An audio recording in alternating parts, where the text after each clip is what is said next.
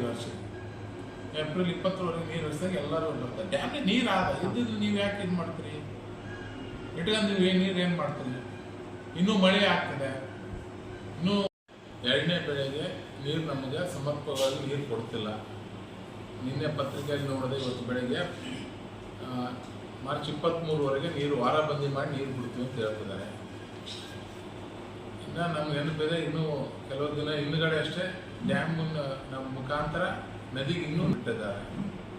ಸಾಕಷ್ಟು ಸ್ಟಾಕ್ ಡ್ಯಾಮ್ನಾಗ ನೀರು ಸಾಕಷ್ಟು ಇದ್ದಾವೆ. ಯಾವ ಉದ್ದೇಶ ಏನು? ವಾರಬಂದಿ ಮಾಡೋ ಉದ್ದೇಶ ಏನು? ಮತ್ತು ನಿಮ್ಮ ಪ್ರಕಾರ ನಿನ್ನೆ ಪತ್ರಿಕೆ ಹೇಳಿಕೆಯಲ್ಲೇ ನೀವು ಹೇಳಿದ್ರಿ ಇನ್ನೂ 124 TMC ನೀರು ನಿಮ್ಮ ಹತ್ರ ಇದಾವಂತ ಹೇಳಿದ್ರಿ. 124 TMC. ಅದನ್ನು ನಾನು ಹೇಳ್ತಿರೋದು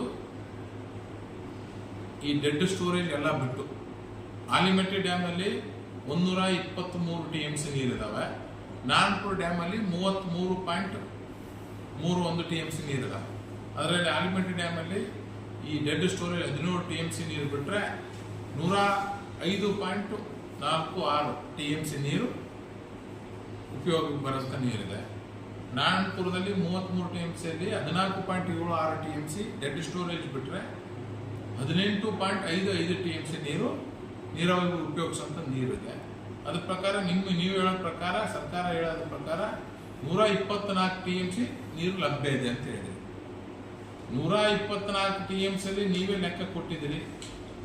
ಎಲ್ಲ ಕುಡಿಯೋ ನೀರಿಗೆ ಆವಿಯಾಗ ಹೋಗಂತೆ 8 TMC ಅಂತ ಹೇಳಿದ್ರಿ. ಎಲ್ಲ ಹೆಚ್ಚಿಗೆ ನೀವು ಲೆಕ್ಕ ಕೊಟ್ಟರು 42 TMC ಆಗ್ತದೆ. 124 TMC 42 TMC ಹೋದ್ರೂ ಅಂದ್ರೆ ನಾನು ಹೇಳ್ತಿರೋದು ಇದು ಕುಡಿಯೋ ನೀರು ಮತ್ತು ಇನ್ನಿತರ ಬೇರೆ ಕಡೆ ಬ್ಯಾರೇಜಿಗೆ ಅವೆಲ್ಲ ನೀರುಗಳು ಮತ್ತು ಕೈಗಾರಿಕೆಗೆ ಇವೆಲ್ಲ ಉಪಯೋಗಿಸಿದ ಮೇಲೂ ನಮಗೆ 80 ನೀರು ಉಳಿತು. 82 TMC ನೀರು ಉಳಿತದೆ. ಅಂದರೆ 82 ದಿನ ನಾವು ದಿನಕ್ಕೆ 1 TMC ನೀರು ಬಿಟ್ಟರೆ 82 ದಿನ ನೀರು ಬಿಡುವುದು ನಿಮ್ಮ ಪ್ರಕಾರ. ನನ್ನ ಪ್ರಕಾರ 95 TMC ನೀರು ನಿಮ್ಮ ಹತ್ರ ಉಳಿತದೆ. ಆ 95 TMC ನೀರು ನಾವು ಮನಸ್ಸು ಮಾಡಿದರೆ 100 ದಿನ ನೀರು ಬಿಡ್ಬೋದು. ಆದರೂ ನಿಮ್ಮ ಪ್ರಕಾರನೇ ಹೋಗೋಣ. 82 TMC ನೀವು ನಮ್ಗೆ ರೈತರಿಗೆ ನೀವು ನಿಮ್ಮ ಪ್ರಕಾರ ಈಗ ನೀರು ಕೊಡ್ತಿರೋದು ಬರೀ 60 ದಿನ ಅಂದರೆ 67 ದಿನ ನೀರು ಕೊಡ್ತಿದ್ದೀವಿ. 67 TMC ನೀರು ಅಂತ ನೀವೇ ಹೇಳಿದ್ರಿ. ಇನ್ನೂ ನಿಮ್ಗೆ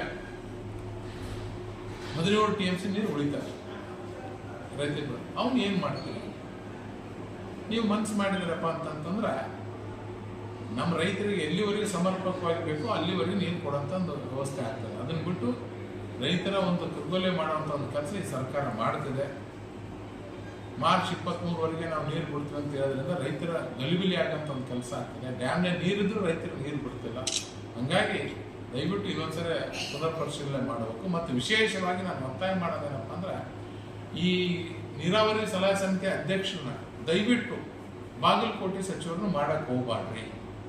ಬಾಗಲಕೋಟೆ ಸಚಿವರು ಯಾರು ಉಸ್ತುವಾರಿ ಇರುತ್ತೋ ಅವರೇ ಮಾಡ್ತಾರೆ. ಯಾಕೆ ಅಲ್ಲೇ ಇರೋದು ಹೈಯೆಸ್ಟ್ ಕಬ್ಬು ಬೆಳೀತಿರೋದು. ಅವ್ರು ತಮ್ಮ ರೈತರ ಹಿತರಕ್ಷಣೆ ನೋಡ್ತಾರೆ. ಏಲ್ಯಾಂಡ್ ರೈತರಿಗೆ ನೀರು ಮುಟ್ಟಬೇಕಂದ್ರೆ ದಯವಿಟ್ಟು ಏಲ್ಯಾಂಡ್ ಭಾಗದಂಥ ಸಚಿವರನ್ನ ದರ್ಶನಾಪುರ ಅವ್ರನ್ನಾಗಿರ್ಬೋದು, ಪ್ರಿಯಾಂಕ್ ಖರ್ಗೆನವರಾಗಿರ್ಬೋದು, ಬೋಸರಾಜ್ ಅವ್ರನ್ನಾಗಿರ್ಬೋದು, ಅಥವಾ ಶರಣ್ ಪ್ರಕಾಶ್ ಪಾಟೀಲ್ ಅವರಾಗಿರ್ಬೋದು, ಇವ್ರನ್ನ ನೀವು ಈ ಸಲಹಾ ಸಮಿತಿ ಸಭೆ ಅಧ್ಯಕ್ಷರು ಮಾಡಿ. ಅಂದಾಗ ಈ ಭಾಗದ ಜನರಿಗೆ ನ್ಯಾಯ ಸಿಗೋಂಥದ್ದಾಗ್ತದೆ. ಆದರೂ ಸಹ ದಯವಿಟ್ಟು ರೈತರಿಗೆ ಅನ್ಯಾಯ ಮಾಡೋಂಥ ಕೆಲಸ ದಯವಿಟ್ಟು ಮಾಡಬಾರ್ದು. ಸಮರ್ಪಕವಾಗಿ ನೀರಿದ್ರೂ ಕೊಳ್ಳಾದಂಥ ಕೆಲಸ ಮಾಡ್ತಿದ್ದೀವಿ. ಸುಮ್ಮನೆ ಆಂಧ್ರಕ್ಕೆ ವೇಸ್ಟಾಗಿ ನೀರು ಬಿಡ್ತಿದ್ರಿ. ಇವೆಲ್ಲ ಸರಿಯಲ್ಲ. ರೈತರ ಹಿತರಕ್ಷಣೆ ಕಾಪಾಡೋಂಥ ಕೆಲಸ ಇಲ್ಲಿ ಜನಪ್ರತಿನಿಧಿಗಳು ಅಧಿಕಾರಿಗಳು ಮಾಡಬೇಕಾಗ್ತದೆ. ಮತ್ತು ಎಲ್ಲ ಅಧಿಕಾರಿಗಳು ಮೊದಲಿದ್ದಂಥವ್ರನ್ನ ಎಲ್ಲರನ್ನೂ ಚೇಂಜ್ ಮಾಡಿಬಿಟ್ಟು ಒಬ್ರಿಗೂ ನೀರಿನ ಅಂದರೆ ಇಲ್ಲಿ ಯಾವ ಥರ ನೀರು ಉಳಿಸ್ಬೋದು, ಯಾವ ಥರ ನೀರನ್ನು ಸಂಗ್ರಹ ಮಾಡ್ಬೋದು ಅಂತ ಯಾವ ಆಫೀಸರ್ಸ್ಗೂ ಗೊತ್ತಿಲ್ಲ. ಅವ್ರು ತಂದು ಹಾಕೋದ್ರಿಂದ ನೀರಿನ ಒಂದು ಅವ್ರಿಗೆ ಸರಿಯಾದಂಥ ನಿರ್ವಹಣೆ ಮಾಡೋಕ್ಕೆ ಬರೋಂಗಿಲ್ಲ. ಅದಕ್ಕೋಸ್ಕರ ದಯವಿಟ್ಟು ಹಿಂಗೆ ಆಗ್ಲಾರ್ದಂಗೆ ರೈತರ ಹಿತರಕ್ಷಣೆ ಕಾಪಾಡಬೇಕು. ಒಂದು ವೇಳೆ ಇದೇ ಥರ ನೀವು ಮುಂದುವರೆದ್ರೆ ಅಂತಂದರೆ ಬರುವಂಥ ದಿನಗಳಲ್ಲಿ ನಾವು ರೈತರ ಜೊತೆ ಸೇರಿ ಉಗ್ರವಾಗಿ ಹೋರಾಟ ಮಾಡಿ ರೈತರಿಗೆ ನೀರು ಬಿಡಿಸೋಂಥ ಕೆಲಸನ ನಾವು ಮಾಡಬೇಕಾಗ್ತದೆ ಅಂತ ಈ ಮೂಲಕ ಎಚ್ಚರಿಕೆ ಕೆಲಸ ನೋಡ್ರಿ. ಸಾಮಾನ್ಯ